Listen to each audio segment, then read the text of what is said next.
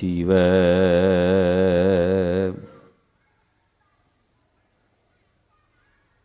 ਧੰਨ ਵਾਹਿਗੁਰੂ ਸਾਹਿਬ ਜੀ।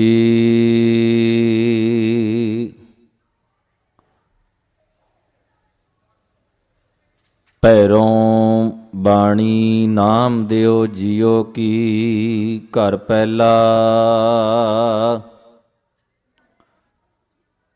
ਇਕ ਓੰਕਾਰ, ਸਤ ਗੁਰ ਪ੍ਰਸਾਦ।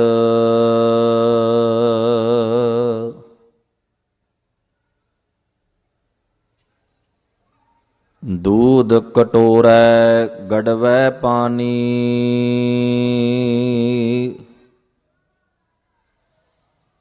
कपल गाए नामै दुहियानी।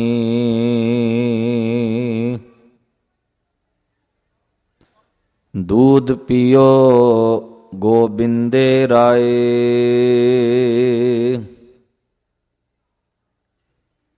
दूध पियो मेरो मन पतियाए।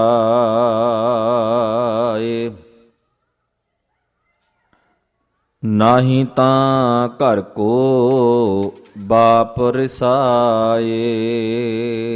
रहाओ। सोइन कटोरी अमृत भरी, ਲੈ ਨਾਮੈ ਹਰ ਆਗੈ ਧਰੀ। ਏਕ ਭਗਤ ਮੇਰੇ ਹਿਰਦੈ ਬਸੈ,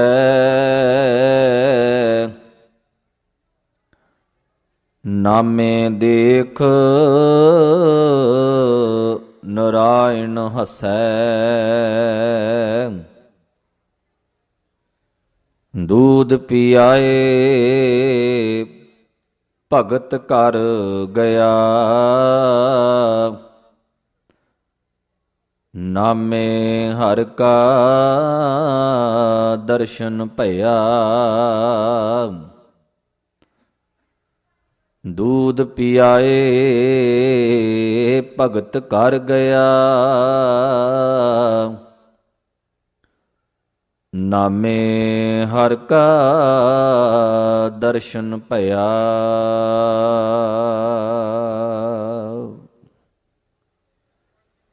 जुगो जुग अटल चवर छतर तख्त दे मालिक, शब्द स्वरूप धन धन साहिब श्री गुरु ग्रंथ साहिब सच्चे पातशाह महाराज, तिन्हां दी पावन पवित्र हजूरी अंदर सज बैठे गुरु के प्यारे गुरु सवारे सत्कार योग सत संगी जनों, अकाल पुरख वाहिगुरू जी दी किरपा दा सदका शामां वेले दे दीवान दी हाज़री भर के इलाही बाणी ਦਾ ਸ਼ਬਦ ਕੀਰਤਨ ਸਰਵਣ ਕਰਕੇ ਜੀਵਨ ਦੀਆਂ ਘੜੀਆਂ ਨੂੰ ਸਕਾਰਥਾ ਬਣਾਉਣ ਦਾ ਯਤਨ ਕਰ ਰਹੇ ਸੀ। ਚੱਲ ਰਹੀ ਲੜੀਵਾਰ ਭਗਤ ਬਾਣੀ ਦੀ ਕਥਾ ਵਿਚਾਰ ਦੇ ਨਾਲ ਮਨ ਬਿਰਤੀਆਂ ਨੂੰ ਇਕਾਗਰ ਕਰਨ ਦਾ ਯਤਨ ਕਰੀਏ। ਜਿਤਨੇ ਵੀ ਮਾਈ ਭਾਈ ਜਨ ਸਤਿਗੁਰੂ ਜੀ ਦੇ ਹਜ਼ੂਰ ਸੱਜ ਕੇ ਬੈਠੇ ਹੋ, ਆਓ ਬੁਲੰਦ ਆਵਾਜ਼ ਵਿੱਚ ਗੁਰੂ ਫਤਿਹ ਨਾਲ ਸਾਂਝ ਕਰੋ। ਸਰਬੱਤ ਸੰਗਤ ਇੱਕੋ ਵਾਰੀ ਕਹਿਣ ਤੇ ਗੱਜ ਕੇ ਆਖੋ ਜੀ, ਵਾਹਿਗੁਰੂ ਜੀ ਕਾ ਖਾਲਸਾ ਵਾਹਿਗੁਰੂ ਜੀ ਕੀ ਫਤਿਹ। ਅੱਜ ਦਾ ਪਾਵਨ ਸ਼ਬਦ ਭੈਰੋਂ ਰਾਗ ਦੇ ਅੰਦਰ ਤਬਲੇ ਦੇ ਨਾਲ ਸੰਬੰਧਿਤ ਪਹਿਲੇ ਘਰ ਵਿੱਚ ਗਾਉਣ ਦੀ ਹਦਾਇਤ ਕੀਤੀ ਗਈ ਹੈ, ਜੋ ਕਿ ਭਗਤ ਨਾਮਦੇਵ ਸਾਹਿਬ ਜੀ ਦੀ ਰਸਨਾ ਤੋਂ ਉਚਾਰਨ ਕੀਤੇ ਇਹ ਬਚਨ ਗੁਰੂ ਗ੍ਰੰਥ ਸਾਹਿਬ ਜੀ ਦੇ ਪਾਵਨ ਅੰਕ 1163 ਦੇ ਉੱਪਰ ਸੁਭਾਏਮਾਨ ਹਨ। ਜਿਸ ਵਕਤ ਅਸੀਂ ਗੁਰਬਾਣੀ ਨੂੰ ਗੌਰ ਦੇ ਨਾਲ, ਧਿਆਨ ਦੇ ਨਾਲ, ਪਿਆਰ ਦੇ ਨਾਲ ਵਜਦ ਵਿੱਚ ਆ ਕੇ ਪੜ੍ਹਾਂਗੇ, ਤੇ ਸਾਨੂੰ ਗੁਰਬਾਣੀ ਦੇ ਉਹਨਾਂ ਸ਼ਬਦਾਂ ਦੀ ਭਾਵ ਅਰਥਾਂ ਦੀ ਵੀ ਸਮਝ ਲੱਗੇਗੀ ਜਿਨ੍ਹਾਂ ਨੂੰ ਅਸੀਂ ਕਈ ਵਾਰੀ ਅਣਦੇਖਿਆ ਕਰਕੇ ਅੱਗੇ ਲੰਘ ਜਾਂਦੇ ਹਾਂ। ਗੁਰਬਾਣੀ ਵਿੱਚ ਬਹੁਤ ਸਾਰੇ ਐਸੇ ਸ਼ਬਦ ਹਨ ਜਿਨ੍ਹਾਂ ਨੂੰ ਉਥਾਨਕਾ ਦੇ ਰੂਪ ਵਿੱਚ ਪੇਸ਼ ਕੀਤਾ ਗਿਆ। ਵਿਚਾਰਵਾਨਾਂ ਨੇ ਅਰਥ ਕਰਨ ਲੱਗਿਆਂ ਜਾਂ ਤਾਂ ਉਹਨਾਂ ਦੇ ਨਾਲ ਕੋਈ ਨਾ ਕੋਈ ਕਹਾਣੀ ਫਿੱਟ ਕਰ ਦਿੱਤੀ ਤੇ ਜਾਂ ਫਿਰ ਉਹਨਾਂ ਨੂੰ ਵਿਦਾਂਤ ਦੇ ਮੁਤਾਬਕ ਹਿੰਦੂ ਮਤ ਦੀਆਂ ਉਹਨਾਂ ਪੁਰਾਤਨ ਪੌਰਾਣਿਕ ਕਥਾਵਾਂ ਦੇ ਮੁਤਾਬਕ ਬਿਆਨ ਕੀਤਾ। ਅੱਜ ਦੀ ਪਾਵਨ ਸ਼ਬਦ ਦੇ ਨਾਲ ਵੀ ਕੁਝ ਇੱਦਾਂ ਦੀ ਇੱਕ ਕਹਾਣੀ ਤਿਆਰ ਕੀਤੀ ਗਈ ਹੈ ਜਿਹੜੀ ਕਿ ਸਾਨੂੰ ਗੁਰਮਤ ਦੇ ਰਸਤੇ ਤੋਂ ਉਲਟ ਲੈ ਜਾਂਦੀ ਹੈ, ਗੁਰਮਤ ਸਿਧਾਂਤਾਂ ਨੂੰ ਖੋਰਾ ਲਾਉਣ ਵਾਲੀ ਹੈ, ਗੁਰਮਤ ਸਿਧਾਂਤਾਂ ਦੇ ਬਿਲਕੁਲ ਵਿਰੁੱਧ ਖੜੀ ਹੈ। ਔਰ ਜਦੋਂ ਭਗਤ ਨਾਮਦੇਵ ਸਾਹਿਬ ਜੀ ਦੀ ਬਾਣੀ ਨੂੰ ਆਪਾਂ ਗੁਰੂ ਗ੍ਰੰਥ ਸਾਹਿਬ ਜੀ ਦੇ ਵਿੱਚੋਂ ਪੜ੍ਹਦੇ ਹਾਂ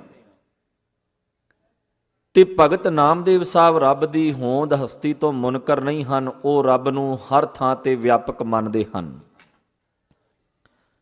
ਜੇ ਆਪਾਂ ਥੋੜਾ ਜਿਹਾ ਹੋਰ ਇਹਨੂੰ ਸਮਝਣ ਦੇ ਲਈ ਵਿਸਥਾਰ ਕਰੀਏ, ਧੰਨ ਗੁਰੂ ਨਾਨਕ ਸਾਹਿਬ ਸੱਚੇ ਪਾਤਸ਼ਾਹ ਮਹਾਰਾਜ ਜਿਸ ਵਕਤ ਪ੍ਰਚਾਰ ਫੇਰੀਆਂ ਤੇ ਗਏ,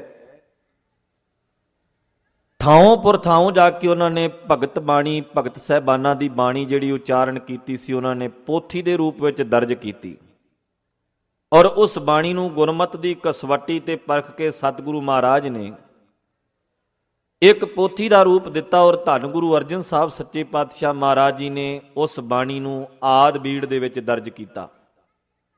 ਜਰਾ ਧਿਆਨ ਨਾਲ ਸਮਝਣਾ ਤਾਂ ਕਿ ਸਾਨੂੰ ਸਮਝ ਲੱਗ ਜਾਵੇ।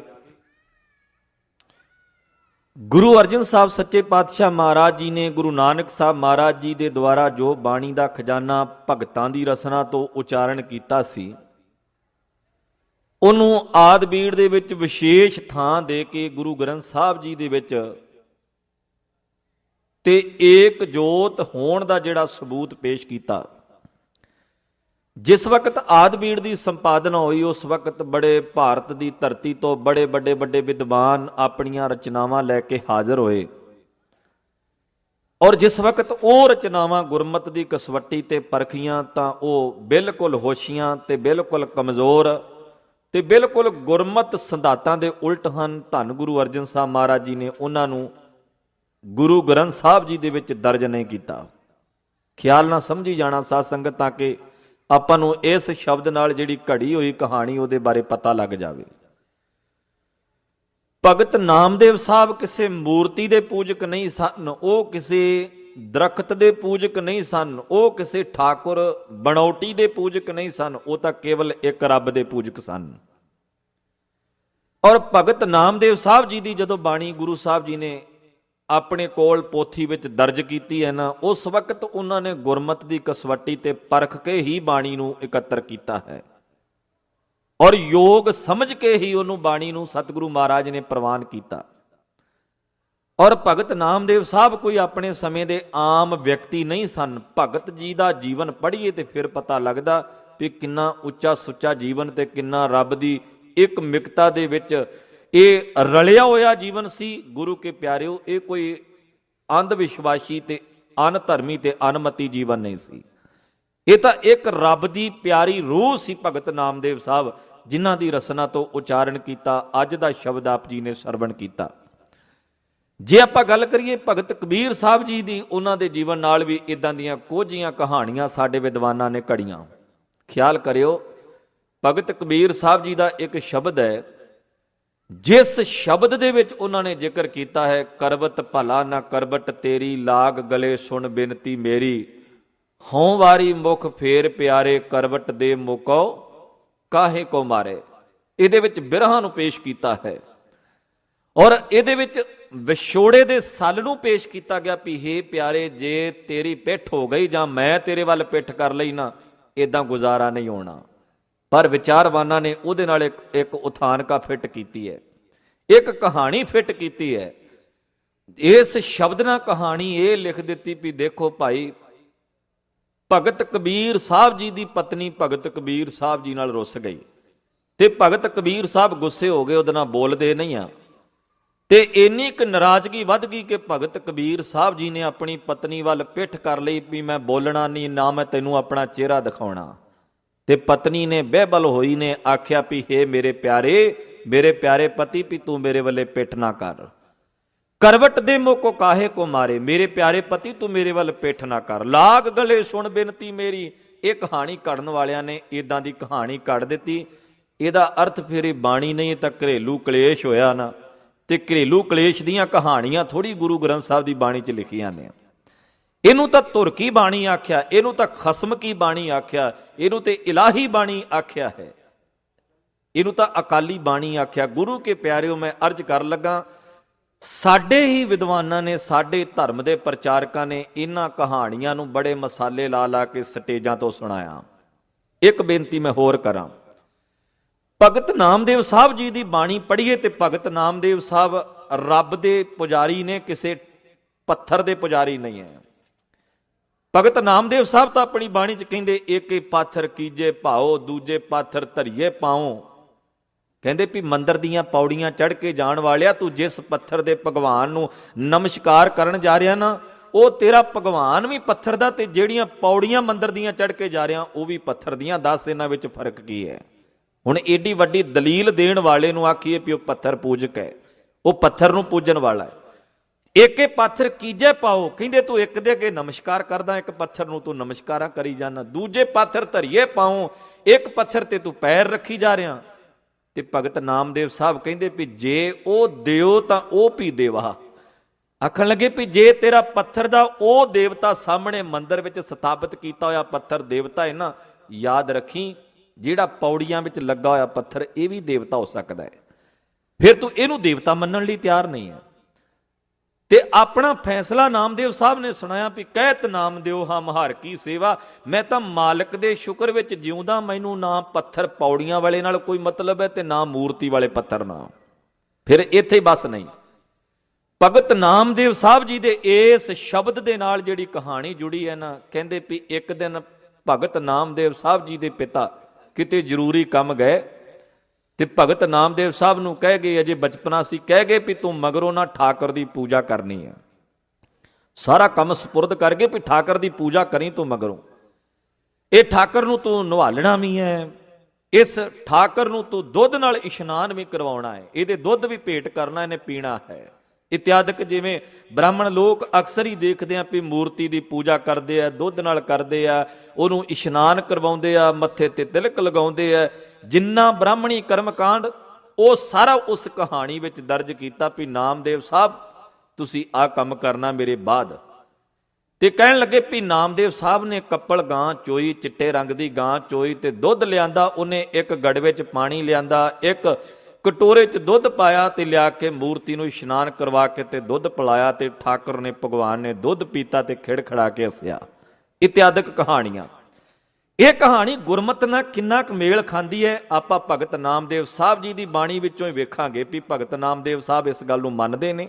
ਮੈਂ ਪਹਿਲਾਂ ਵੀ ਅਰਜ਼ ਕੀਤੀ ਸੀ ਕਿ ਬਾਬਾ ਫਰੀਦ ਸਾਹਿਬ ਨਾ ਸਾਰੀ ਜ਼ਿੰਦਗੀ ਜ਼ੋਰ ਲਾਉਂਦੇ ਰਹੇ ਬੰਦੇ ਨੂੰ ਵੀ ਬੰਦਿਆ ਜੰਗਲਾਂ ਵਿੱਚ ਰੱਬ ਨਹੀਂ ਹੈ, ਜੰਗਲਾਂ ਵਿੱਚ ਰੱਬ ਨਹੀਂ। ਪਰ ਕਹਾਣੀ ਘੜਨ ਵਾਲੇ ਨੇ ਆਖਿਆ ਫਰੀਦ ਸਾਹਿਬ ਜੰਗਲਾਂ 'ਚ ਭਗਤੀ ਕਰਨ ਗਏ। ਇਹ ਗੌਰ ਨਾਲ ਸਮਝਿਓ, ਸਾਡੇ ਇਹਨਾਂ ਗੁਰਮਤਿ ਸਿਧਾਂਤਾਂ ਨੂੰ, ਨਰੋਏ ਸਿਧਾਂਤਾਂ ਨੂੰ ਕਿਵੇਂ ਵਿਗਾੜ ਕੇ ਪੇਸ਼ ਕੀਤਾ ਜਾ ਰਿਹਾ ਹੈ। ਬਾਬਾ ਫਰੀਦ ਸਾਹਿਬ ਕਹਿੰਦੇ ਜੰਗਲ ਜੰਗਲ ਕਿਆ ਭਵੇਂ ਵਣ ਕੰਡਾ ਮੋੜੈ, ਵਸੀ ਰੱਬ ਹਿਆਲੀਏ ਜੰਗਲ ਕਿਆ ਢੂੰਡੈ। ਵੀ ਜੰਗਲਾਂ 'ਚੋਂ ਕੀ ਲੱਭਦਾ। ਫਰੀਦ ਸਾਹਿਬ ਤਾਂ ਇੱਥੋਂ ਤੱਕ ਵੀ ਕਹਿ ਗਏ ਛੱਪੜ ਢੂੰਡੈ ਕਿਆ ਹੋਵੇ ਚਿੱਕੜ ਡੁੱਬੈ ਹੱਥ। ਵੀ ਛੱਪੜ ਦੇ ਵਿੱਚ ਤਾਂ ਤੇਰਾ ਹੱਥ ਡੁੱਬੇਗਾ, ਕਾਲੀ ਮਿੱਟੀ ਹੈ, ਚਿੱਕੜ ਹੈ, ਉੱਥੇ ਤਾਂ ਤੂੰ ਚਿੱਕੜ ਲਤਾੜਦਾ ਫਿਰੇਂਗਾ। ਤੇ ਕਹਾਣੀਕਾਰ ਨੇ ਆਖਿਆ ਵੀ ਬਾਬਾ ਫਰੀਦ ਸਾਹਿਬ ਨਾ ਘਰ ਛੱਡ ਗਏ, ਪਰਿਵਾਰ ਛੱਡ ਗਏ, ਜੰਗਲਾਂ 'ਚ ਭਗਤੀ ਕਰਨ ਚਲੇ ਗਏ। ਜਦੋਂ ਭੁੱਖ ਲੱਗਦੀ ਸੀ ਲੱਕੜ ਨੂੰ ਚੱਕ ਮਾਰ ਲੈਂਦੇ ਸੀ। ਵੀ ਸਦਕੇ ਜਾਈਏ ਉਹਨਾਂ ਕਹਾਣੀਆਂ ਘੜਨ ਵਾਲਿਆਂ ਦੇ, ਜਿਨ੍ਹਾਂ ਨੇ ਸਾਡੇ ਸਿਧਾਂਤ ਨੂੰ ਵਿਗਾੜਨ ਦੇ ਲਈ, ਨਰੋਈ ਵਿਚਾਰਧਾਰਾ ਨੂੰ ਕਮਜ਼ੋਰ ਕਰਨ ਦੇ ਲਈ ਇੰਨਾ ਵੱਡਾ ਜ਼ੋਰ ਲਾ ਛੱਡਿਆ। ਤੋ ਖੈਰ ਮੈਂ ਜਿਹੜੀ ਬੇਨਤੀ ਕਰਨ ਲੱਗਾ, ਭਗਤ ਨਾਮਦੇਵ ਸਾਹਿਬ ਜੀ ਦੀ ਰਸਨਾ ਤੋਂ ਉਚਾਰਨ ਕੀਤਾ ਆਸਾ ਰਾਗ ਦੇ ਵਿੱਚ ਇੱਕ ਸ਼ਬਦ ਹੈ, ਜ਼ਰਾ ਗੌਰ ਨਾਲ ਸਮਝਿਓ। ਭਗਤ ਨਾਮਦੇਵ ਸਾਹਿਬ ਜੀ ਕਹਿੰਦੇ ਵੀ ਮੈਂ ਕਿਸੇ ਪੱਥਰ ਦੀ ਮੂਰਤੀ ਦਾ ਪੁਜਾਰੀ ਨਹੀਂ ਹਾਂ, ਸਗੋਂ ਉਹ ਰੱਬ ਦੀ ਸਾਰੇ ਪਾਸੇ ਹੋਂਦ ਨੂੰ ਮੰਨਦੇ ਨੇ। ਸਾਰੇ ਪਾਸੇ ਕਹਿੰਦੇ ਵੀ ਰੱਬ ਕਿਹੜੀ ਜਗ੍ਹਾ ਜਿੱਥੇ ਰੱਬ ਨਹੀਂ ਹੈਗਾ, ਤੇ ਮੈਂ ਐਸੇ ਰੱਬ ਨੂੰ ਨਹੀਂ ਮੰਨਦਾ ਜਿਹੜਾ ਕੇਵਲ ਤੇ ਕੇਵਲ ਇੱਕ ਥਾਂ ਤੇ ਸਥਾਪਿਤ ਕੀਤਾ ਹੋਇਆ ਹੈ ਔਰ ਪੱਥਰ ਦਾ ਹੈ, ਜਿਹੜਾ ਨਾ ਕੁਝ ਬੋਲਦਾ, ਨਾ ਕੁਝ ਕਹਿੰਦਾ ਤੇ ਨਾ ਉਹਦੀ ਆਪਣੀ ਕੋਈ ਕਹਿਣ ਦੀ ਸਮਰੱਥਾ ਹੀ ਹੈਗੀ ਹੈ। ਸ਼ਬਦ ਹੈ ਆ ਨੀਲੇ ਕੁੰਭ ਭਰਾਈਲੇ ਉਦਕ। ਕੁੰਭ ਦਾ ਅਰਥ ਹੁੰਦਾ ਹੈ ਘੜਾ। ਕਿਸੇ ਨੇ ਸਿਰ ਤੇ ਘੜਾ ਚੁੱਕਿਆ ਤੇ ਭਰ ਕੇ ਪਾਣੀ ਦਾ ਲਿਆਂਦਾ। ਕਹਿਣ ਲੱਗੇ ਆ ਨੀਲੇ ਕੁੰਭ ਭਰਾਈਲੇ ਉਦਕ, ਠਾकुर को इशनान करूं 42 ਲੱਖ जी जल मैं होते बीठल पहला काए करूं। 42 ਲੱਖ ਆਪ ਹੀ ਪੁਜਾਰੀ ਮੰਨਦਾ ਵੀ 84 ਲੱਖ ਜੀਵ ਨੇ। ਵੈਸੇ ਗੁਰੂ ਕੇ ਪਿਆਰਿਓ, ਗੁਰਮਤ ਦੇ ਅਨੁਸਾਰ, ਗੁਰਬਾਣੀ ਦੇ ਅਨੁਸਾਰ ਜਦੋਂ 84 ਲੱਖ ਸ਼ਬਦ ਗੁਰਬਾਣੀ ਚ ਆਇਆ ਨਾ, ਉਸ ਵਕਤ ਪ੍ਰਚਲਿਤ ਚੱਲਦੀ ਹੋਈ ਰੀਤੀ ਦੇ ਮੁਤਾਬਕ ਗੱਲ ਕੀਤੀ ਗਈ ਹੈ, ਨਾ ਕਿ ਉਸ 84 ਲੱਖ ਤੇ ਮੋਹਰ ਲਾਈ ਪਈ 84 ਲੱਖ ਹੀ ਜੂਨਾਂ ਨੇ। ਅੱਜ ਤਾਂ ਸਾਇੰਟਿਸਟ, ਵਿਗਿਆਨੀ ਲੋਕ ਅੱਗੇ ਤੋਂ ਅੱਗੇ ਖੋਜਾਂ ਕਰ ਰਹੇ ਨੇ, ਪਤਾ ਨਹੀਂ ਕਿੰਨੇ ਕੁ ਜੀਵ ਇਸ ਧਰਤੀ ਤੇ ਰਹਿਣ ਵਾਲੇ ਨੇ, ਅਸੀਂ ਅਜੇ ਕੇਵਲ 84 ਲੱਖ ਤੇ ਹੀ ਖੜੇ ਹਾਂ। ਖੈਰ, ਭਗਤ ਨਾਮਦੇਵ ਸਾਹਿਬ ਕਹਿੰਦੇ ਵੀ ਪੁਜਾਰੀ ਤੂੰ ਆਪ ਹੀ ਕਹਿਣਾ ਵੀ 84 ਲੱਖ ਜੀਵ ਨੇ ਸਾਰੇ ਟੋਟਲ, ਤੇ 42 ਲੱਖ ਜੀਵ ਪਾਣੀ 'ਚ ਨੇ ਤੇ 42 ਲੱਖ ਧਰਤੀ ਤੇ ਨੇ, ਤੇ ਤੂੰ ਇੱਕ ਪਾਸੇ ਕਹਿਣਾ ਵੀ ਠਾਕੁਰ ਨੂੰ ਇਸ਼ਨਾਨ ਕਰਵਾਉਣਾ ਹੈ, ਤੇ ਯਾਦ ਰੱਖੀ ਤੂੰ ਆਪ ਸਾਰੀ ਸੁਚਮਤਾ ਦੇ ਨਾਲ ਠਾਕੁਰ ਨੂੰ ਇਸ਼ਨਾਨ ਕਰਵਾਉਣਾ, ਤੇ ਜਿਹੜੇ ਠਾਕੁਰ ਨੂੰ ਇਸ਼ਨਾਨ ਕਰਵਾਉਣ ਵਾਸਤੇ ਤੂੰ ਪਾਣੀ ਲੈ ਕੇ ਆਇਆ ਨਾ, ਉਹ ਪਾਣੀ ਤਾਂ 42 ਲੱਖ ਜੀਵਾਂ ਨੇ ਜੂਠਾ ਕੀਤਾ ਹੋਇਆ ਹੈ। ਉਹ ਤੇ ਸਾਰੀਆਂ ਕਿਰਿਆਵਾਂ ਪਾਣੀ 'ਚ ਹੀ ਕਰ ਰਹੇ ਨੇ। ਤੇ ਚੇਤਾ ਰੱਖੀ ਜਿਹੜੇ ਠਾਕੁਰ ਨੂੰ ਤੂੰ ਇਸ਼ਨਾਨ ਕਰਵਾਉਣਾ ਨਾ, ਉਹ 42 ਲੱਖ ਜੀਵਾਂ ਦੇ ਅੰਦਰ ਹੀ ਵਸਿਆ ਹੋਇਆ, ਉਹ ਤੇ ਉਹਨਾਂ ਵਿੱਚ ਵੀ ਉਹਦੀ ਜੋਤ ਹੈ ਜਿਹੜੇ ਪਾਣੀ ਦੇ ਵਿੱਚ ਚੁੱਭੀਆਂ ਲਾ ਰਹੇ ਨੇ। 42 ਲੱਖ ਜੀ ਜਲ ਮੈਂ ਹੋਤੇ ਬੀਠਲ ਪਹਿਲਾ ਕਾਏ ਕਰੂੰ। ਫਿਰ ਬਚਨ ਆਖਿਆ ਜਤਰ ਜਾऊं ਤਤ ਬੀਠਲ ਪਹਿਲਾ ਮਹਾ ਆਨੰਦ ਕਰੇ ਸਦ ਕੇਲਾ। ਮੇਰਾ ਬੀਠਲ, ਬੀਠਲ ਨਾ ਅਸਲ ਵਿੱਚ ਗੁਜਰਾਤੀ ਦੇ, ਮਰਾਠੀ ਦਾ ਇਹ ਸ਼ਬਦ ਹੈ, ਮਾਫ ਕਰਨਾ, ਮਰਾਠੀ ਦੇ ਵਿੱਚ ਬੀਠਲ ਪਰਮਾਤਮਾ ਵਾਹਿਗੁਰੂ ਨੂੰ ਆਖਿਆ ਗਿਆ। ਤੇ ਸਤਿਗੁਰੂ ਮਹਾਰਾਜ ਆਖਦੇ ਜਤਰ ਜਾऊं ਤਤ ਬੀਠਲ ਪਹਿਲਾ, ਮੇਰਾ ਰੱਬ ਤੇ ਮੈਂ ਜਿੱਧਰ ਜਾਣਾ ਉਧਰ ਹੀ ਵਸਿਆ ਹੋਇਆ। ਮਹਾ ਆਨੰਦ ਕਰੇ ਸਦ ਕੇਲਾ, ਉਹ ਤੇ ਇੱਕ ਰਸ, ਇੱਕ ਆਨੰਦ ਵਿੱਚ ਟਿਕਿਆ ਹੋਇਆ। ਉਹ ਤਾਂ ਆਪਣੇ ਉਸ ਆਨੰਦ ਦੇ ਵਿੱਚ ਸਾਰੀ ਸ੍ਰਿਸ਼ਟੀ ਦੀ ਸਾਂਭ ਸੰਭਾਲ ਵੀ ਕਰ ਰਿਹਾ, ਉਹ ਆਪਣਾ ਕਰਮ ਕਾਰਜ ਕਰੀ ਜਾ ਰਿਹਾ ਹੈ। ਪਰ ਤੂੰ ਤਾਂ ਇਹ ਕਹਿ ਰਿਹਾ ਵੀ ਮੈਂ ਠਾਕੁਰ ਨੂੰ ਇਸ਼ਨਾਨ ਕਰਵਾਉਣਾ। ਕਿਹੜੇ ਠਾਕੁਰ ਨੂੰ ਕਰਾਉਂਦਾ ਇਸ਼ਨਾਨ? ਪੱਥਰ ਦੀ ਮੂਰਤੀ ਨੂੰ। ਪਰ ਭਗਤ ਨਾਮਦੇਵ ਸਾਹਿਬ ਪੱਥਰ ਦੀ ਮੂਰਤੀ ਵਾਲੇ ਇਸ਼ਨਾਨ ਦਾ ਖੰਡਨ ਕਰ ਰਹੇ ਨੇ ਤੇ ਮੰਡਨ ਦੱਸ ਰਹੇ ਨੇ ਵੀ ਜਿਸ ਰੱਬ ਦਾ ਇਸ਼ਨਾਨ ਤੂੰ ਕਰਵਾਉਣਾ ਚਾਹੁੰਦਾ, ਉਹ ਤੇ ਰੱਬ ਸਾਰਿਆਂ ਵਿੱਚ ਹੀ ਵਸਿਆ। ਤੂੰ ਤੇ ਪੱਥਰ ਨੂੰ ਨਿਵਾਲ ਕੇ, ਪੱਥਰ ਨੂੰ ਇਸ਼ਨਾਨ ਕਰਵਾ ਕੇ, ਇਹ ਬਹਾਨਾ ਬਣਾ ਕੇ ਲੋਕਾਂ ਨੂੰ ਇੱਕ ਲੁੱਟਣ ਦਾ ਤੇ ਗੁੰਮਰਾਹ ਕਰਨ ਦਾ ਤਰੀਕਾ ਹੈ ਤੇਰਾ। ਇਹ ਦੁਨੀਆ ਵਾਲਿਆਂ ਨੂੰ ਤੂੰ ਗੁੰਮਰਾਹ ਕਰ ਰਿਹਾ ਰੱਬ ਦੇ ਨਾਂ ਤੇ। ਫਿਰ ਅਗਲਾ ਬਚਨ ਆਖਿਆ ਆ ਨੀਲੇ ਕੁੰਭ ਭਰਾਇਲੇ ਉਦਕ। ਜਦੋਂ ਕੁੰਭ ਭਰ ਕੇ ਲਿਆਇਆ ਨਾ, ਪਾਣੀ ਦਾ ਘੜਾ ਲਿਆਇਆ ਭਰ ਕੇ ਇਸ਼ਨਾਨ ਕਰਵਾਉਣ ਦੇ ਲਈ, ਇਹ ਬਚਨ ਭਗਤ ਨਾਮਦੇਵ ਸਾਹਿਬ ਜੀ ਨੇ ਡੰਕੇ ਦੀ ਚੋਟ ਤੇ ਉਸ ਵਕਤ ਕਹੇ। ਅਗਲਾ ਇੱਕ ਸ਼ਬਦ ਹੋਰ ਆਖਿਆ, ਕਹਿੰਦੇ ਆ ਨੀਲੇ ਦੂਧ ਰਿਧਾਈਲੇ ਖੀਰੰ। ਦੁੱਧ ਲਿਆਂਦਾ ਤੇ ਖੀਰ ਰਿੜ ਲਈ। ਵੀ ਬੰਦਾ ਕਹਿੰਦਾ ਵੀ ਮੈਂ ਤਾਂ ਲੱਗਿਆ ਮੈਂ ਭੋਗ ਲਵਾਉਣ। ਜਿਵੇਂ ਕਿ ਅੱਜ ਦੇ ਸਮੇਂ 'ਚ ਵੀ ਬਹੁਤ ਵੀਰ ਭੈਣਾਂ ਬਜ਼ਿੱਦ ਹੋ ਜਾਂਦੇ ਨੇ ਵੀ ਗੁਰੂ ਗ੍ਰੰਥ ਸਾਹਿਬ ਜੀ ਨੂੰ ਭੋਗ ਲਵਾਉਣਾ। ਭੋਗ ਕਿਸੇ ਮੰਦਿਰਾਂ ਵਿੱਚ ਮੂਰਤੀਆਂ ਦੇ ਅੱਗੇ ਲੱਗਦਾ ਸੀ, ਪਰ ਮੂਰਤੀਆਂ ਖਾਂਦੀਆਂ ਕੁਝ ਨਹੀਂ ਸੀ, ਮਾਫ ਕਰਿਓ। ਕਬੀਰ ਸਾਹਿਬ ਜੀ ਨੇ ਖੁਲਾਸਾ ਕੀਤਾ, ਭਾਂਤ ਪਹਿਤ ਅਰ ਲਾਪਸੀ ਕਰਕਰਾ ਕਾ ਸਾਰ, ਭੋਗਣ ਹਾਰੇ ਭੋਗਿਆ ਸਮੂਰਤ ਕੇ ਮੁਖਸ਼ਾਰ। ਜਦੋਂ ਕੋਈ ਵਿਅਕਤੀ ਪਦਾਰਥ ਲੈ ਕੇ ਆਉਂਦਾ ਸੀ ਨਾ, ਤੇ ਪੁਜਾਰੀ ਥੋੜਾ ਜਿਹਾ ਪਦਾਰਥ ਮੂਰਤੀ ਦੇ ਮੂੰਹ ਨੂੰ ਲਾ ਦਿੰਦਾ ਸੀ, ਤੇ ਜੇ ਮਿੱਠਾ ਪਦਾਰਥ ਮੂਰਤੀ ਦੇ ਮੂੰਹ ਨੂੰ ਲੱਗ ਜਾਂਦਾ ਸੀ ਨਾ, ਤੇ ਉਸ ਤੋਂ ਬਾਅਦ ਉਸ ਮੂਰਤੀ ਦੇ ਮੂੰਹ ਉੱਪਰ ਕੀੜੀਆਂ ਚੜ ਜਾਂਦੀਆਂ ਸੀ, ਤੇ ਫਿਰ ਕੀੜੀਆਂ ਤੋਂ ਬਚਾਉਣ ਦੇ ਲਈ ਉੱਥੇ ਥੋੜੀ ਜਿਹੀ ਸਵਾਹ ਮਲ ਦਿੰਦਾ ਸੀ ਮੂਰਤੀ ਦੇ ਮੂੰਹ ਦੇ ਉੱਪਰ। ਕਬੀਰ ਸਾਹਿਬ ਕਹਿੰਦੇ ਮੂਰਤੀ ਦੇ ਮੂੰਹ ਨੂੰ ਤਾਂ ਕੇਵਲ ਸਵਾਹ ਹੀ ਬਚੀ ਆ, ਖਾਣ ਵਾਲਾ ਤੇ ਆਪ ਖਾ ਗਿਆ। ਪੁਜਾਰੀ ਧਰਮ ਦੇ ਨਾਮ ਤੇ ਦੋਹੀ ਹੱਥੀ ਲੁੱਟਦਾ ਰਿਹਾ। ਧਰਮ ਦੇ ਨਾਮ ਤੇ, ਮੂਰਤੀਆਂ ਦੇ ਨਾਮ ਤੇ ਬੜਾ ਕੁਝ ਉਹਨੇ ਲੁੱਟਿਆ। ਤੋ ਖੈਰ, ਜਿਹੜੀ ਬੇਨਤੀ ਕਰਨ ਲੱਗਾ, ਸਤਿਗੁਰੂ ਗੁਰੂ ਗ੍ਰੰਥ ਸਾਹਿਬ ਜੀ ਦੀ ਸਮੁੱਚੀ ਬਾਣੀ ਪੜ੍ਹ ਕੇ ਵੇਖੋ। ਜਿਹੜੇ ਨਾਮਦੇਵ ਸਾਹਿਬ ਜੀ ਦੇ ਮੈਂ ਬਚਨ ਸਾਂਝੇ ਕਰ ਰਿਹਾ ਨਾ, ਵੀ ਖੀਰ ਰਿੱਧੀ ਤੇ ਖੀਰ ਰਿੰਨ ਕੇ ਬੰਦਾ ਲੈ ਕੇ ਗਿਆ, ਤੇ ਭਗਤ ਨਾਮਦੇਵ ਸਾਹਿਬ ਨੇ ਆਖਿਆ ਵੀ ਜਿਸ ਠਾਕੁਰ ਨੂੰ ਤੂੰ ਖੀਰ ਕਮਾਉਣੀ ਚਾਹੁੰਦਾ ਹੈ ਨਾ, ਆਪਣੇ ਆਪ ਵਿੱਚ ਤੂੰ ਬੜੀ ਸੁਚਮਤਾ ਰੱਖ ਕੇ ਲੈ ਕੇ ਆਇਆ। ਆ ਨੀਲੇ ਦੂਧ ਰਿਧਾਈਲੇ ਖੀਰੰ। ਹੁਣ ਰਿੰਨ ਕੇ ਖੀਰ ਲੈ ਕੇ ਆਇਆ, ਤੇ ਭਗਤ ਨਾਮਦੇਵ ਸਾਹਿਬ ਵੇਖ ਰਹੇ ਨੇ। ਉਹ ਕਹਿੰਦੇ ਵੀ ਤੂੰ ਜਿਹੜੀ ਖੀਰ ਰਿੰਨ ਕੇ ਲੈ ਕੇ ਆਇਆ ਨਾ, ਯਾਦ ਰੱਖੀਏ ਤਾਂ ਝੂਠੇ ਦੁੱਧ ਦੀ ਲੈ ਕੇ ਆਇਆ ਤੂੰ। ਇਹ ਤਾਂ ਤੇਰਾ ਦੁੱਧ ਪਹਿਲਾਂ ਹੀ ਬਛੜੇ ਨੇ ਝੂਠਾ ਕਰ ਦਿੱਤਾ। ਜਦੋਂ ਮੱਝ ਚੋਣ ਲੱਗੇ ਪਹਿਲਾਂ ਬਛੜਾ ਥੱਲੇ ਕੱਟਾ ਛੱਡਿਆ, ਮੱਝ ਗਾਂ ਥੱਲੇ ਬੱਚਾ ਛੱਡਿਆ, ਦੁੱਧ ਚੋਇਆ ਤੇ ਉਹ ਤਾਂ ਦੁੱਧ ਉਸ ਵਛੜੇ ਨੇ ਪਹਿਲਾਂ ਹੀ ਝੂਠਾ ਕਰ ਦਿੱਤਾ। ਤੂੰ ਇਹਨੂੰ ਸੁੱਚਾ ਕਹਿ ਕੇ ਤੇ ਠਾਕਰ ਦੇ ਸਾਹਮਣੇ ਲਿਆ ਕੇ ਭੋਗ ਲਵਾਉਣ ਲੱਗਾ ਹੈ। ਬੜੀ ਕਮਾਲ ਦੀ ਬਾਤ ਆਖੀ ਹੈ। ਕਹਿੰਦੇ ਯਾਦ ਰੱਖੀ, ਜਿਸ ਠਾਕਰ ਨੂੰ ਤੂੰ ਇਹ ਖੀਰ ਰਿੰਨ ਕੇ ਖਵਾਉਣੀ ਚਾਹੁੰਦਾ ਨਾ, ਇਹ ਤਾਂ ਪੱਥਰ ਹੈ, ਇਹਨੇ ਥੋੜੀ ਖਾਣੀ ਹੈ। ਜਿਸ ਠਾਕਰ ਦੀ ਤੂੰ ਬਾਤ ਕਰਦਾ ਨਾ, ਇਹ ਠਾਕਰ ਉਸ ਬਛੜੇ ਦੇ ਵਿੱਚ ਵੀ ਸੀ ਜਿਹੜਾ ਪਹਿਲਾਂ ਦੁੱਧ ਚੁੰਗ ਗਿਆ। ਤੋ ਮੈਂ ਜਿਹੜੀ ਬੇਨਤੀ ਕਰਨੀ ਚਾਹੁੰਦਾ ਨਾ ਗੁਰੂ ਕੇ ਪਿਆਰਿਓ, ਪੱਥਰ ਪੂਜਾ ਦਾ ਰੱਜ ਕੇ ਵਿਰੋਧ ਕੀਤਾ ਭਗਤ ਨਾਮਦੇਵ ਸਾਹਿਬ ਜੀ ਨੇ ਆਪਣੇ ਸਮੇਂ 'ਚ। ਬੜੇ ਕ੍ਰਾਂਤੀਕਾਰੀ ਵਿਚਾਰ ਦਿੱਤੇ, ਬੜੀ ਚੜ੍ਹਦੀ ਕਲਾ ਵਾਲੀ ਵਿਚਾਰ ਦਿੱਤੀ, ਪਰ ਅਸੀਂ ਸਾਡੇ ਆਮ ਪ੍ਰਚਾਰਕ ਲੋਕਾਂ ਨੇ ਜਾਂ ਸਾਡੇ ਆਮ ਸਮਾਜਿਕ ਲੋਕਾਂ ਨੇ ਸੁਣੀਆਂ ਸੁਣਾਈਆਂ ਕਹਾਣੀਆਂ, ਜਿਹਨੂੰ ਚੁੰਚ ਗਿਆਨ ਆਪਾਂ ਕਹਿ ਸਕਦੇ ਹਾਂ, ਔਰ ਚੁੰਚ ਗਿਆਨ ਦੇ ਨਾਲ ਇਹ ਸਿੱਧ ਕਰਨ ਦਾ ਯਤਨ ਕੀਤਾ ਵੀ ਭਗਤ ਨਾਮਦੇਵ ਸਾਹਿਬ ਤਾਂ ਪੱਥਰ ਪੂਜਦੇ ਸੀ। ਇਦਾਂ ਹੀ ਭਗਤ ਧੰਨਾ ਜੀ ਦੇ ਨਾਲ ਇਹ ਕਹਾਣੀ ਜੋੜੀ ਗਈ।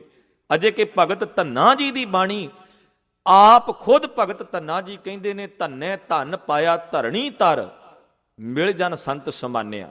ਵੀ ਧੰਨੇ ਨੇ ਤਾਂ ਧਰਤੀ ਦਾ ਆਸਰਾ ਪ੍ਰਮਾਤਮਾ ਵਾਹਿਗੁਰੂ ਗੁਰਮੁਖਾਂ ਦੀ ਸੰਗਤ ਵਿੱਚੋਂ ਪ੍ਰਾਪਤ ਕੀਤਾ, ਪਰ ਸਾਡੇ ਵਾਲੇ ਕਿੱਥੇ ਮੰਨਣ ਲਈ ਤਿਆਰ। ਉਹ ਕਹਿੰਦੇ ਜੀ ਵੇਖੋ, ਉਹਨੇ ਤਾਂ ਪੱਥਰ ਚੋਂ ਰੱਬ ਪਾਇਆ।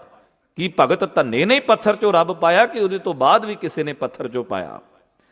ਕੀ ਇੱਕ ਭਗਤ ਧੰਨੇ ਨੇ ਹੀ ਰੱਬ ਪੱਥਰ ਚੋਂ ਪਾਇਆ ਸੀ? ਨਹੀਂ, ਮਾਫ ਕਰਨਾ ਗੁਰੂ ਕੇ ਪਿਆਰਿਓ, ਪੱਥਰਾਂ 'ਚ ਰੱਬ ਨਹੀਂ ਹੈ। ਪੱਥਰ ਪੂਜਦਾ ਪੂਜਦਾ ਬੰਦਾ ਅੱਜ 21ਵੀਂ ਸਦੀ ਦੇ ਯੁੱਗ ਵਿੱਚ ਖੁਦ ਹੀ ਪੱਥਰ ਵਰਗਾ ਬਣ ਗਿਆ। ਇੰਨਾ ਕੁ ਪੱਥਰ ਵਰਗਾ ਬਣ ਗਿਆ ਨਾ, ਜਿਵੇਂ ਪੱਥਰ ਦੇ ਉੱਪਰ ਹਥੌੜੀ ਵੱਜਦੀ ਤੇ ਚੰਗਿਆੜੇ ਨਿਕਲਦੇ ਨੇ, ਅੱਗ ਨਿਕਲਦੀ ਹੈ। ਜਦੋਂ ਤੁਸੀਂ ਗੁਰਮਤ ਦੀ ਗੱਲ ਕਹੋ ਨਾ, ਫਿਰ ਪੱਥਰ ਬਣੇ ਹੋਏ ਮਨੁੱਖ ਦੇ ਅੰਦਰੋਂ ਹੰਕਾਰ ਦੀ ਅੱਗ ਬਾਹਰ ਨੂੰ ਨਿਕਲਦੀ ਹੈ ਵੀ ਮੈਨੂੰ ਤੂੰ ਕੌਣ ਹੈ ਸਮਝਾਉਣ ਵਾਲਾ। ਨਹੀਂ ਗੁਰਮੁਖੋ, ਅਸੀਂ ਭਗਤੀ ਸ਼ਬਦ, ਬੰਦਗੀ ਸ਼ਬਦ ਗੁਰਬਾਣੀ ਦੇ ਅੰਦਰ ਬੜੀ ਵਾਰ ਆਇਆ ਹੈ, ਪਰ ਅਸਲੀ ਬੰਦਗੀ ਇਹ ਹੁੰਦੀ ਹੈ ਵੀ ਗੁਰਮਤ ਨੂੰ ਸੁਣ ਕੇ, ਵਿਚਾਰ ਕੇ, ਸਮਝ ਕੇ ਜੀਵਨ 'ਚ ਫੋਲੋ ਕਰ ਲੈਣਾ। ਅਸਲੀ ਬੰਦਗੀ ਇਹੋ ਹੀ ਹੈ। ਖੈਰ, ਭਗਤ ਨਾਮਦੇਵ ਸਾਹਿਬ ਜੀ ਦਾ ਜਿਹੜਾ ਅੱਜ ਦਾ ਸਮੁੱਚਾ ਸ਼ਬਦ ਹੈ ਨਾ, ਇਹਦੇ ਵਿੱਚ ਭਗਤ ਸਾਹਿਬ ਜੀ ਨੇ ਕੁਝ ਉਸ ਸਮੇਂ ਦੇ ਪ੍ਰਤੀਕ ਵਰਤੇ। ਜਿਵੇਂ ਇੱਕ ਮੂਰਤੀ ਨੂੰ ਇਸ਼ਨਾਨ ਕਰਵਾਉਣ ਦੇ ਲਈ ਗੜਵੇ ਦੇ ਵਿੱਚ ਪਾਣੀ ਖੜਿਆ ਜਾਂਦਾ ਹੈ, ਜਿਵੇਂ ਇੱਕ ਮੂਰਤੀ ਦੇ ਮੂੰਹ ਨੂੰ ਦੁੱਧ ਲਾਉਣ ਵਾਸਤੇ, ਦੁੱਧ ਪਿਲਾਉਣ ਵਾਸਤੇ ਇੱਕ ਕਟੋਰੇ ਵਿੱਚ ਦੁੱਧ ਪਾਇਆ ਜਾਂਦਾ ਹੈ। ਸੁਭਾਵਿਕ ਗੱਲ ਹੈ, ਇੱਥੇ ਇਹਨੂੰ ਆਖਿਆ ਜਾਂਦਾ ਰੂਪਕ ਅਲੰਕਾਰ। ਗੁਰਬਾਣੀ ਦੇ ਵਿੱਚ ਅਲੰਕਾਰ ਵਰਤੇ ਗਏ ਨੇ, ਤੋ ਇੱਥੇ ਰੂਪਕ ਅਲੰਕਾਰ ਵਰਤਿਆ ਗਿਆ। ਇਹ ਅਰੂਪਕ ਅਲੰਕਾਰ ਕੀ ਹੁੰਦਾ, ਮੈਂ ਛੋਟੀ ਜੀ ਇਹ ਉਦਾਹਰਨ ਇੱਕ ਸਾਹਮਣੇ ਰੱਖ ਦੇਵਾਂ। ਰੂਪਕ ਅਲੰਕਾਰ ਦਾ ਅਰਥ ਹੁੰਦਾ ਵੀ ਕਿਸੇ ਦੀ ਚੱਲਦੀ ਹੋਈ ਕਿਰਿਆ, ਕਿਸੇ ਦੇ ਚੱਲਦੇ ਹੋਏ ਕਿੱਤੇ ਦੇ ਵਿੱਚੋਂ ਉਹਨੂੰ ਗੱਲ ਸਮਝਾਉਣੀ ਸ਼ਬਦਾਂ ਦੇ ਨਾਲ, ਇਹਨੂੰ ਆਖਿਆ ਜਾਂਦਾ ਰੂਪਕ ਅਲੰਕਾਰ। ਜਿਵੇਂ ਮਿਸਾਲ ਦੇ ਤੌਰ ਤੇ ਧੰਨ ਗੁਰੂ ਨਾਨਕ ਸਾਹਿਬ ਜੀ ਨੇ ਸ਼ਬਦ ਵਰਤੇ। ਇੱਕ ਕਿਰਸਾਨ ਨੂੰ ਸਾਹਮਣੇ ਰੱਖ ਕੇ ਮਹਾਰਾਜ ਨੇ ਆਖਿਆ, ਮਨ ਹਾਲੀ ਕਿਰਸਾਨੀ ਕਰਨੀ, ਸ਼ਰਮ ਪਾਣੀ ਤਨ ਖੇਤ, ਨਾਮ ਬੀਜ ਸੰਤੋਖ ਸੁਹਾਗਾ ਰੱਖ ਗਰੀਬੀ ਵੇਸ। ਇਹ ਸਾਰਾ ਕੁਝ ਜਿਹੜਾ ਕਿਰਸਾਨ ਕੋਲੇ ਆ, ਸੁਹਾਗਾ ਵੀ ਕਿਰਸਾਨ ਕੋਲ ਹੁੰਦਾ, ਜ਼ਮੀਨ ਵੀ ਕਿਰਸਾਨ ਕੋਲ ਹੁੰਦੀ, ਬੀਜ ਵੀ ਕਿਰਸਾਨ ਪਾਉਂਦਾ ਏ, ਪਾਣੀ ਵੀ ਖੇਤ ਨੂੰ ਕਿਰਸਾਨ ਲਾਉਂਦਾ ਏ, ਹਲ ਵੀ ਕਿਰਸਾਨ ਵਾਹੁੰਦਾ ਏ। ਤੇ ਕਿਰਸਾਨ ਦੀ ਉਸ ਚੱਲਦੀ ਹੋਈ ਕਿਰਿਆ ਦੇ ਵਿੱਚੋਂ ਗੁਰੂ ਨਾਨਕ ਸਾਹਿਬ ਮਹਾਰਾਜ ਜੀ ਨੇ ਅੰਤਰੀਵ ਭਾਵ ਸਮਝਾ ਦਿੱਤੇ। ਇਦਾਂ ਹੀ ਜਿਵੇਂ ਜੋਗੀ ਨਾਲ ਮਹਾਰਾਜ ਗੱਲ ਕਰਦੇ ਨੇ ਤੇ ਜੋਗੀ ਨੂੰ ਇਹ ਗੱਲ ਕਹਿੰਦੇ, ਮੁੰਦਾ ਸੰਤੋਖ ਸ਼ਰਮ ਪਤ ਝੋਲੀ ਧਿਆਨ ਕੀ ਕਰੇ ਵਿਭੂਤ। ਮਹਾਰਾਜ ਕਹਿੰਦੇ ਵੀ ਜੋਗੀ ਤੂੰ ਕੰਨਾਂ 'ਚ ਮੁੰਦਰਾਂ ਵੀ ਪਾਈਆਂ। ਇਹ ਦੇਖੋ ਪ੍ਰਤੀਕ ਵਰਤੇ ਨੇ। ਸਤਿਗੁਰੂ ਮਹਾਰਾਜ ਨੇ ਉਹ ਪ੍ਰਤੀਕ ਲੈ ਕੇ ਅਧਿਆਤਮਿਕ ਗੱਲ ਸਮਝਾ ਦਿੱਤੀ, ਜੀਵਨ ਦੀ ਗੱਲ ਸਮਝਾ ਦਿੱਤੀ। ਕਹਿੰਦੇ ਸੰਤੋਖ ਦੀਆਂ ਮੁੰਦਰਾਂ ਪਾ ਲੈ। ਮੈਂ ਇਹ ਨਹੀਂ ਕਹਿੰਦਾ ਵੀ ਤੂੰ ਮੁੰਦਰਾਂ ਨਾ ਪਾ, ਪਰ ਸੰਤੋਖ ਦੀਆਂ ਪਾ। ਮਹਾਰਾਜ ਨੇ ਇੱਥੇ ਵੀ ਇਸੇ ਢੰਗ ਦੇ ਨਾਲ ਉਸ ਮੂਰਤੀ ਨੂੰ ਦੁੱਧ ਪਿਲਾਉਣ ਵਾਲੇ, ਮੂਰਤੀ ਨੂੰ ਇਸ਼ਨਾਨ ਕਰਵਾਉਣ ਵਾਲੇ, ਮੂਰਤੀ ਦੇ ਅੱਗੇ ਭੇਟਾਵਾਂ ਭੇਟ ਕਰਨ ਵਾਲੀ, ਉਹ ਸਾਰੀ ਕਿਰਿਆ ਨੂੰ ਸ਼ਬਦਾਂ ਦੇ ਰਾਹੀਂ ਭਗਤ ਨਾਮਦੇਵ ਸਾਹਿਬ ਜੀ ਨੇ ਕੋਈ ਗੱਲ ਹੋਰ ਸਮਝਾਈ, ਪਰ ਅਸੀਂ ਅੱਖਰੀ ਅਰਥਾਂ ਤੇ ਰੁਕ ਗਏ। ਸਾਡਾ ਸਮਾਜ ਅੱਖਰੀ ਅਰਥਾਂ ਤੇ ਰੁਕ ਗਿਆ। ਤੇ ਜਿੰਨੀ ਦੇਰ ਤੱਕ ਗੁਰੂ ਕੇ ਪਿਆਰਿਓ ਅਸੀਂ ਅੱਖਰੀ ਅਰਥਾਂ ਤੇ ਰੁਕੇ ਰਹਾਂਗੇ ਨਾ, ਉਨੀ ਦੇਰ ਤੱਕ ਅਸੀਂ ਕਿਧਰੇ ਵੀ ਕਾਮਯਾਬ ਨਹੀਂ ਹੋਵਾਂਗੇ। ਆਪਣੇ ਸਿਧਾਂਤ ਦਾ ਨੁਕਸਾਨ ਅਸੀਂ ਖੁਦ ਆਪ ਕਰਾਂਗੇ। ਜਿਵੇਂ ਗੁਰਬਾਣੀ ਚ ਆਇਆ, ਕੇਸਾਂ ਕਾ ਕਰ ਚਵਰ ਢੁਲਾਵਾਂ। ਕਿੰਨੇ ਲੋਕ ਆਪਣੇ ਕੇਸ ਖੋਲ ਕੇ ਚੌਰ ਕਰਦੇ ਨੇ। ਇਹ ਕੁਝ ਕੁ ਸ਼ਬਦ ਜਿਹੜੇ ਐਸੇ ਵਰਤੇ ਹੁੰਦੇ ਪ੍ਰਤੀਕ ਲੈ ਕੇ ਉਹਦਾ ਭਾਵ ਅਰਥ ਸਮਝਣਾ ਹੁੰਦਾ ਵੀ ਗੁਰੂ ਸਾਹਿਬ ਕਹਿਣਾ ਕੀ ਚਾਹੁੰਦੇ ਨੇ। ਗੁਰਬਾਣੀ ਨੇ ਆਖਿਆ ਕੀ ਹੈ ਸਾਨੂੰ, ਸਿਰ ਧਰ ਤਲੀ ਗਲੀ ਮੇਰੀ ਆਓ। ਇਹਦਾ ਅਰਥ ਕੀ ਹੈ? ਇਹਦਾ ਅਰਥ ਇਹ ਥੋੜੀ ਵੀ ਆਪਣਾ ਸਿਰ ਕੱਟ ਕੇ ਤੇ ਤਲੀ ਤੇ ਰੱਖ ਕੇ ਫੇਰ ਗੁਰੂ ਕੋਲ ਆਉਣਾ। ਇਹਦਾ ਅਰਥ ਹੈ ਵੀ ਹੰਕਾਰ ਵਾਲਾ ਉਹ ਸਿਰ ਜਿਹੜਾ ਉੱਚਾ ਕਰਕੇ ਤੁਰਿਆ ਫਿਰਦਾ, ਉਹ ਹੰਕਾਰ ਵਾਲਾ ਸਿਰ ਕੱਟ ਕੇ ਫੇਰ ਗੁਰੂ ਕੋਲ ਆ। ਤੋ ਖੈਰ ਅੱਜ ਦੇ ਪਾਵਨ ਸ਼ਬਦ ਰਾਹੀਂ ਭਗਤ ਨਾਮਦੇਵ ਸਾਹਿਬ ਕਹਿੰਦੇ ਦੂਧ ਕਟੋਰਾ ਗੜਵੇ ਪਾਣੀ। ਸਰੀਰ ਰੂਪ ਗੜਵੇ ਦੇ ਵਿੱਚ ਮੈਂ ਉਦਮ ਰੂਪ ਪਾਣੀ ਪਾਇਆ ਹੈ। ਸਰੀਰ ਰੂਪੀ ਗੜਵੇ ਦੇ ਵਿੱਚ ਮੈਂ ਉਦਮ ਰੂਪ ਪਾਣੀ ਪਾਇਆ। ਮਨ ਰੂਪੀ ਕਟੋਰੇ ਦੇ ਵਿੱਚ ਪ੍ਰਮਾਤਮਾ ਵਾਹਿਗੁਰੂ ਦਾ ਨਾਮ ਜਲ ਪਾਇਆ। ਤੇ ਸਿਫਤ ਸਲਾਹ ਰੂਪੀ ਜਿਹੜੀ ਮੈਂ ਕੱਪੜ ਗਾਏ ਚੋ ਲਈ ਹੈ। ਸਿਫਤ ਸਲਾਹ ਭਾਵ ਆਪਣੇ ਮਨ ਦੇ ਅੰਦਰ ਪ੍ਰਮਾਤਮਾ ਵਾਹਿਗੁਰੂ ਦਾ ਨਾਮ ਤੇ ਸਰੀਰ ਦੇ ਅੰਦਰ ਮੈਂ ਉਦਮ ਆਰੰਭ ਕਰ ਦਿੱਤਾ ਪ੍ਰਮਾਤਮਾ ਦੀ ਸਿਫਤ ਸਲਾਹ ਕਰਨ ਦਾ। ਬਸ ਆਹ ਕੱਪੜ ਗਾਏ ਮੈਂ ਚੋ ਲਈ ਹੈ। ਭਗਤ ਨਾਮਦੇਵ ਸਾਹਿਬ ਕਹਿੰਦੇ ਹੇ ਗੋਬਿੰਦ, ਹੇ ਮੇਰੇ ਪਿਆਰੇ ਕਰਤਾ ਪੁਰਖ ਵਾਹਿਗੁਰੂ, ਇਹ ਮੈਂ ਸਾਰੀ ਸਿਫਤ ਸਲਾਹ ਦੀ ਕਮਾਈ ਕਰਕੇ ਮੈਂ ਤੇਰੇ ਅੱਗੇ ਅਰਪਣ ਕਰਦਾ ਵੀ ਦੇਖ ਮੈਂ ਪ੍ਰਮਾਣਿਕ ਹੋ ਗਿਆ, ਮੈਂ ਤੇਰੇ ਦਰ ਤੇ ਪ੍ਰਵਾਨ ਹੋਣ ਦੇ ਯੋਗ ਬਣ ਗਿਆ ਜਾਂ ਨਹੀਂ। ਅਗਲਾ ਬਚਨ ਆਖਿਆ ਦੂਧ ਪੀਓ ਗੋਬਿੰਦੇ ਰਾਏ। ਇੱਥੇ ਦੂਧ ਦਾ ਅਰਥ ਹੈ ਸ਼ੁਭ ਕਰਮ। ਮੇਰੇ ਜਿਹੜੇ ਸ਼ੁਭ ਕਰਮ ਹੈ ਤੁਸੀਂ ਇਹਨਾਂ ਦੀ ਪਰਖ ਨਿਰਖ ਕਰੋ ਕਿ ਮੈਂ ਵਾਕਿਆ ਹੀ ਤੁਹਾਡੀਆਂ ਨਜ਼ਰਾਂ 'ਚ ਪ੍ਰਵਾਨ ਹੋ ਗਿਆ ਵੀ ਹੇ ਮੇਰੇ ਮਾਲਕ। ਦੁੱਧ ਦਾ ਅਰਥ ਬਹੁਤ ਵਾਰੀ ਗੁਰੂ ਨਾਨਕ ਸਾਹਿਬ ਜੀ ਨੇ ਵੀ ਇਹ ਸ਼ਬਦ ਵਰਤਿਆ, ਜਿਵੇਂ ਖਿਮਾ ਧੀਰਜ ਕਰ ਗਊ ਲਵੇਰੀ ਸਹਿਜੇ ਬਸ਼ਰਾ ਖੀਰ ਪੀਏ। ਖੀਰ ਦਾ ਅਰਥ ਵੀ ਦੁੱਧ ਆਇਆ ਬਾਣੀ ਦੇ ਅੰਦਰ। ਤੋ ਖੈਰ ਇਦਾਂ ਇੱਕ ਸ਼ਬਦ ਆਪਾਂ ਪੜ੍ਹਦੇ ਹਾਂ ਅਨਕ ਪ੍ਰਕਾਰ ਭੋਜਨ ਬਹੁ ਕੀਏ ਬਹੁ ਵਿਅੰਜਨ ਮਿਸਟਾਏ। ਜਿਵੇਂ ਇੱਕ ਔਰਤ ਰਸੋਈ ਵਿੱਚ ਕਿਚਨ ਵਿੱਚ ਤਰ੍ਹਾਂ ਤਰ੍ਹਾਂ ਦੇ ਪਕਵਾਨ ਤਿਆਰ ਕਰਦੀ ਤੇ ਆਪਣੇ ਪਤੀ ਦੇ ਅੱਗੇ ਰੱਖ ਦਿੰਦੀ ਤਿਆਰ ਕਰਕੇ ਵੀ ਵੇਖੋ ਇਹਨੂੰ ਪ੍ਰਵਾਨ ਕਰੋ, ਸਵਾਦਲੇ ਬਣੇ ਆ, ਕਿਵੇਂ ਦੇ ਬਣੇ ਆ। ਅਗਲਾ ਬਚਨ ਆਖਿਆ ਕਰੀ ਪਾਕ ਸਲ ਸੋਚ ਪਵਿੱਤਰਾ ਲਾਭੋ ਭੋਗ ਹਰ ਰਾਏ। ਇੱਥੇ ਵੀ ਹਿਰਦੇ ਦੀ ਰਸੋਈ ਨੂੰ ਆਖਿਆ ਵੀ ਇਸ ਹਿਰਦੇ ਦੀ ਰਸੋਈ ਤੇ ਇਸ ਹਿਰਦੇ ਦੀ ਸੇਜਾ ਤੇ ਆ ਕੇ ਮਹਾਰਾਜ ਆਪਣੇ ਗੁਣਾਂ ਦਾ ਵਾਸਾ ਕਰੋ। ਸੱਚਾ ਪਾਤਸ਼ਾਹ ਮਹਾਰਾਜ ਮੈਂ ਸ਼ੁੱਧ ਕਰ ਦਿੱਤੀ, ਸਾਫ਼ ਕਰ ਦਿੱਤੀ। ਇਹ ਤ੍ਰਿਸ਼ਨਾ ਆਸਾ ਨਿੰਦਿਆ ਚੁਗਲੀ ਖਿੰਡੀ ਹੋਈ ਸੁਰਤ ਤੋਂ ਮੁਕਤ ਹੋ ਗਿਆ ਮੈਂ। ਤੋ ਕਿਰਪਾ ਕਰੋ ਆਪ ਵਾਸਾ ਕਰੋ ਇੱਥੇ। ਇਦਾਂ ਦੀ ਗੱਲ ਭਗਤ ਨਾਮਦੇਵ ਸਾਹਿਬ ਕਹਿੰਦੇ ਦੂਧ ਪੀਓ ਗੋਬਿੰਦੇ ਰਾਏ। ਦੂਧ ਪੀਓ ਮੇਰਾ ਮਨ ਪਤਿਆਏ। ਜੇ ਤੁਸੀਂ ਮੇਰੇ ਸ਼ੁਭ ਗੁਣਾਂ ਦੇ ਵੱਲ ਝਾਤ ਮਾਰ ਲਵੋ ਤੇ ਮੇਰਾ ਮਨ ਸਹਿਜ ਵਿੱਚ ਟਿਕ ਜਾਵੇ, ਮੇਰਾ ਮਨ ਪਤੀਜ ਜਾਵੇ, ਮੇਰੇ ਮਨ ਨੂੰ ਧੀਰਜ ਮਿਲ ਜਾਵੇ। ਅਗਲਾ ਬਚਨ ਆਖਿਆ ਨਾ ਹੀ ਤਾਂ ਘਰ ਕੋ ਬਾਪ ਰਸਾਏ। ਜੇ ਮੈਂ ਪ੍ਰਵਾਨ ਨਾ ਹੋਇਆ ਤੇਰੀਆਂ ਨਜ਼ਰਾਂ ਵਿੱਚ ਤੇ ਮੇਰੀ ਆਤਮਾ ਦੁਖੀ ਹੋਵੇਗੀ, ਮੈਂ ਅੰਤਰਾਤਮੇ ਤੋਂ ਸਦਾ ਹੀ ਦੁਖੀ ਰਹਾਂਗਾ। ਅਗਲੇ ਬਚਨਾਂ ਵਿੱਚ ਸਤਿਗੁਰੂ ਮਹਾਰਾਜ ਕਹਿੰਦੇ ਸੋਇਨ ਕਟੋਰੀ ਅੰਮ੍ਰਿਤ ਭਰੀ। ਸੋਇਨ ਕਟੋਰੀ ਦਾ ਅਰਥ ਹੈ ਵੀ ਜਿਵੇਂ ਇੱਕ ਕਟੋਰੀ ਦੇ ਵਿੱਚ ਦੁੱਧ ਪਾ ਕੇ ਕੋਈ ਪੁਜਾਰੀ ਬੰਦਾ ਪੱਥਰ ਦੀ ਮੂਰਤੀ ਦੇ ਅੱਗੇ ਲੈ ਕੇ ਜਾਂਦਾ, ਹੇ ਕਰਤਾ ਪੁਰਖ ਵਾਹਿਗੁਰੂ ਮੈਂ ਸ਼ੁਭ ਗੁਣਾਂ ਦੀ ਅੰਮ੍ਰਿਤ ਜਲ ਦੇ ਨਾਲ ਕਟੋਰੀ ਭਰ ਕੇ ਤੁਹਾਡੇ ਅੱਗੇ ਅਰਪਣ ਕਰਦਾ। ਸੋਇਨ ਕਟੋਰੀ ਅੰਮ੍ਰਿਤ ਭਰੀ ਲੈ ਨਾਮੇ ਹਰ ਆਗੇ ਧਰੀ। ਮੈਂ ਆਪਣੇ ਮਾਲਕ ਦੇ ਅੱਗੇ ਰੱਖ ਦਿੱਤੀ। ਭਗਤ ਨਾਮਦੇਵ ਸਾਹਿਬ ਕਹਿੰਦੇ ਏਕ ਭਗਤ ਮੇਰੇ ਹਿਰਦੇ ਬਸੇ, ਇੱਕ ਉਹਦੀ ਭਗਤੀ ਮੇਰੇ ਜੀਵਨ ਦਾ ਹਿੱਸਾ ਬਣ ਗਈ ਹੈ। ਨਾਮੇ ਦੇਖ ਨਾਰਾਇਣ ਹੱਸੇ। ਹੱਸਣ ਦਾ ਅਰਥ ਹੈ ਵੀ ਉਸ ਵਕਤ ਕਰਤਾ ਪੁਰਖ ਦੀਆਂ ਨਜ਼ਰਾਂ ਵਿੱਚ ਭਗਤ ਨਾਮਦੇਵ ਸਾਹਿਬ ਪ੍ਰਮਾਣਿਕ ਹੋ ਗਏ। ਜਿਵੇਂ ਆਖਿਆ ਨਾ ਭਗਤ ਨਾਮਦੇਵ ਸਾਹਿਬ ਜੀ ਦੇ ਬਾਰੇ ਗੁਰੂ ਅਰਜਨ ਸਾਹਿਬ ਮਹਾਰਾਜ ਜੀ ਨੇ, ਮਹਾਰਾਜ ਕਹਿੰਦੇ ਗੋਬਿੰਦ ਗੋਬਿੰਦ ਗੋਬਿੰਦ ਸੰਗ ਨਾਮ ਦਿਓ ਮਨ ਲੀਣਾ। ਆੜ ਦਾਮ ਕੋ ਸ਼ੀਪਰੋ ਹੋਇਓ ਲਾਖੀਣਾ। ਜਿਹਨੂੰ ਅੱਧੀ ਦਮੜੀ ਦਾ ਸ਼ੀਂਬਾ ਕਹਿ ਕੇ ਉਸ ਵਕਤ ਦੇ ਬ੍ਰਾਹਮਣ ਪੁਕਾਰਦੇ ਸੀ ਨਾ, ਤੇ ਮਹਾਰਾਜ ਕਹਿੰਦੇ ਉਹ ਲੱਖਾਂ ਦੀ ਗਿਣਤੀ ਵਿੱਚ ਹੋ ਗਿਆ ਜਦੋਂ ਆਪਣੇ ਮਾਲਕ ਦੀਆਂ ਨਜ਼ਰਾਂ 'ਚ ਪ੍ਰਵਾਨ ਹੋਇਆ। ਦੂਧ ਪਿਆਏ ਭਗਤ ਘਰ ਗਿਆ। ਘਰ ਗਿਆ ਦਾ ਅਰਥ ਹੈ ਵੀ ਨਿੱਜ ਘਰ ਵਿੱਚ ਟਿਕ ਗਿਆ, ਟਿਕਾਓ ਵਾਲਾ ਜੀਵਨ ਬਣ ਗਿਆ, ਸਥਿਰਤਾ ਵਾਲਾ ਜੀਵਨ ਬਣ ਗਿਆ। ਨਾਮੇ ਹਰ ਕਾ ਦਰਸ਼ਨ ਭਇਆ। ਨਾਮਦੇਵ ਜੀ ਨੇ ਆਪਣੇ ਅੰਤਰ ਆਤਮੇ ਚੋਂ ਹੀ ਮਾਲਕ ਦਾ ਦਰਸ਼ਨ ਕੀਤਾ। ਗੁਰੂ ਕੇ ਪਿਆਰਿਓ ਸਮੁੱਚੇ ਸ਼ਬਦ ਦਾ ਭਾਵ ਅਰਥ ਇਹੀ ਹੈ ਕਿ ਆਪਣੇ ਜੀਵਨ ਦੇ ਅੰਦਰ ਉਦਮ, ਆਪਣੇ ਜੀਵਨ ਦੇ ਅੰਦਰ ਸਚਾਈ ਧਰਮ ਨੇਕੀ ਨੂੰ ਪਾਲੀਏ ਤੇ ਕਰਤਾ ਪੁਰਖ ਵਾਹਿਗੁਰੂ ਦੇ ਦਰ ਤੇ ਅਸੀਂ ਵੀ ਪ੍ਰਵਾਨ ਹੋ ਸਕੀਏ। ਅਸੀਂ ਵੀ ਸ਼ੁਭ ਗੁਣਾਂ ਦੀ ਕਟੋਰੀ ਭਰ ਕੇ ਆਪਣੇ ਮਾਲਕ ਦੇ ਅੱਗੇ ਰੱਖੀਏ। ਕਰਤਾ ਪੁਰਖ ਵਾਹਿਗੁਰੂ ਤੇਰੀਆਂ ਨਜ਼ਰਾਂ 'ਚ ਅਸੀਂ ਪ੍ਰਵਾਨ ਹੋ ਜਾਈਏ। ਗੁਰਮਤਿ ਵਾਲੇ ਜੀਵਨ ਦੇ ਨਾਲ ਹੀ ਇਹ ਸਾਨੂੰ ਪ੍ਰਾਪਤੀ ਹੋਵੇਗੀ। ਸਤਿਗੁਰੂ ਰਹਿਮਤ ਕਰਨ। ਸਾਰਿਆਂ ਦਾ ਧੰਨਵਾਦ। ਬਾਣੀ ਤੇ ਬਾਣੇ ਦੀ ਵਿਚਾਰਧਾਰਾ ਦੇ ਆਪਾਂ ਸਾਰੇ ਧਾਰਨੀ ਹੋ ਕੇ ਗੁਰੂ ਵਾਲੇ ਬਣ ਕੇ ਜਿਉਣ ਦਾ ਯਤਨ ਕਰੀਏ। ਸਤਿਗੁਰੂ ਰਹਿਮਤ ਕਰਨ, ਭੁੱਲ ਚੁੱਕ ਦੀ ਖਿਮਾ। ਸ਼ੁਕਰਾਨਾ ਮਾਲਕ ਦਾ, ਧੰਨਵਾਦ ਸਾਰਿਆਂ ਦਾ। ਫਤਿਹ ਬੁਲਾਓ ਜੀ। ਵਾਹਿਗੁਰੂ ਜੀ ਕਾ ਖਾਲਸਾ, ਵਾਹਿਗੁਰੂ ਜੀ ਕੀ ਫਤਿਹ। ਬਹੁਤ ਬਹੁਤ ਧੰਨਵਾਦ।